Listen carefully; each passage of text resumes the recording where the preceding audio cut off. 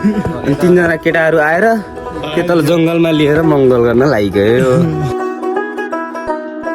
Hello guys, welcome to my new blog. टिकटकबाट हेर्न यता बोलाइकन हेर्न आएका छौ, धन्यवाद छ। हेरिदिनु होला अन्तिमसम्म।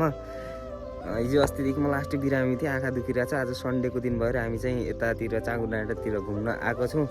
अब चाँगुनारायण तपाईँको लागि इम्पोर्टेन्ट त छैन होला, तपाईँहरू सुदूरपश्चिमतिरै हुनुहुन्छ होला प्रायः जसो मान्छेहरू। तैपनि यता कस्तो राम्रो ठाउँ छ सबै हेरिदिनु होला। अनि यता मेरो साथी छ, देख्न सक्नुहुन्छ चस्मामा पुरै सिङ्गल मेरो क्यामराम्यान बन्छ आज। अनि यसले नि भिडियो बनाउँछ, बोगटी हो नि, यामार बोगटी छ।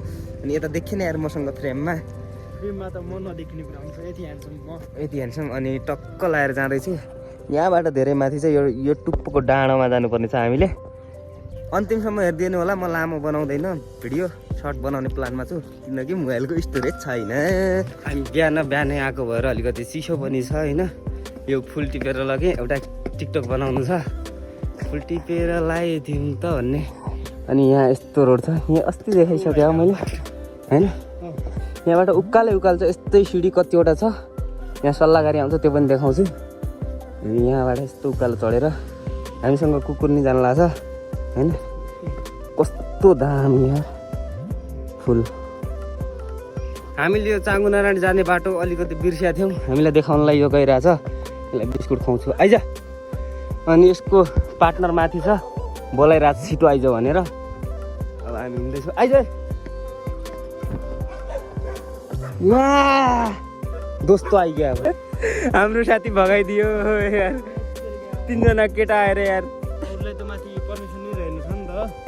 न यार, केटीले जान मिल्दैन रहेछ त्यो मन्दिर होइन। अनि तीनजना केटाहरू आएर के तल जङ्गलमा लिएर मङ्गल गर्न लागिगयो।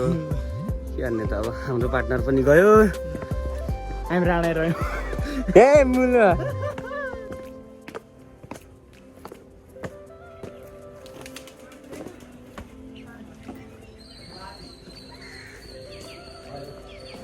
यत्रो सिडी भएको एरिया कस्तो छ, थकै लाग्छ यहाँ। हामी चाँगुनारायण मन्दिर पुगिसकेका छौँ, देख्न सक्नुहुन्छ। दामी कोही आएन होला यतातिर त। ओए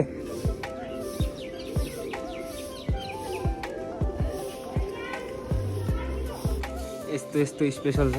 यो के हो यार, हात्ती घोडा पिसफुल जग्गा। ल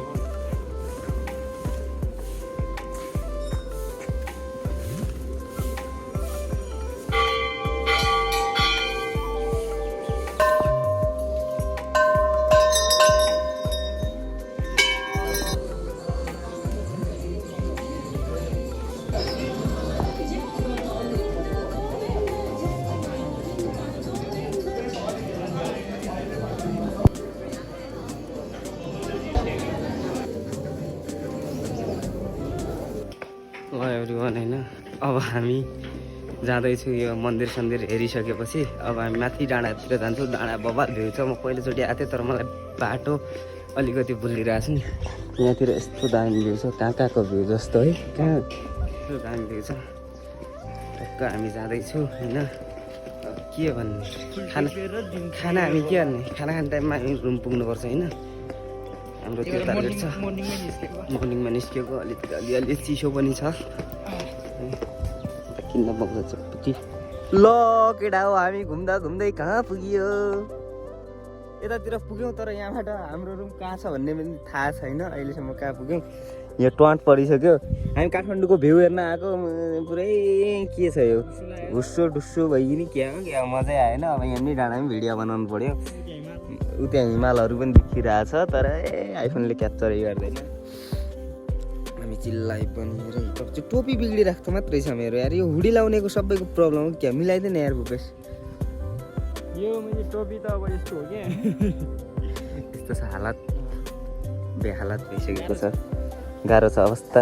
केही भिडियो बनाउँदा दिक्क लाग्यो। यसो बस्यौँ होइन, हाम्रो गफ भयो।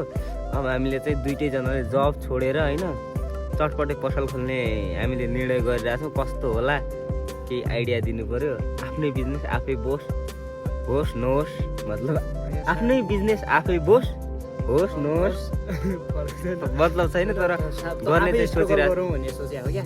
दुनियाँले के सोध्छ हामीलाई मतलब भएन। अनि के भन्छ यो हुन्छ नि चिया चुरोटहरू भयो, चुरोट नबेच्ने स्वास्थ्यको लागि हानिकारक हुन्छ। केटीहरू हाम्रो फ्यानहरू केटीहरू धेरै छ, त्यही भएर केटीहरूलाई टार्गेट गरेर हामी चटपटेर पानीपुरी बेच्ने भन्ने उसमा छौँ होइन। ललिपपदेखि होइन अँ के छ कमेन्ट यसो गरिदिनु पर्यो होइन। ल। हामीलाई चाहिँ यो गर्दा राम्रो होला कि नहोला कि, नहोला हामीले कि। गरौँ कि नगरौँ कि, यो गर्न नहुने चिज हो कि, पब्लिक एरियामा लाज लाग्छ कि, पर्मानेन्ट जब छोडेर हामी चाहिँ सिधा यसबाट के- यो बाटो रोज्छौँ। यो बाटो रोज्ने प्लान भइरहेछ। होइन, अब के छ यस्तो राई? डाँडातिर आएर साथ सपोर्ट छ भनेपछि हामी के आँटौँ त। भ्युअर्स कमेन्ट गर न किन्न आउने हो कि नै, हाम्रो चटपट खान आउने हो कि नै। चिल हानौँला होइन चोबारका डाँडामा।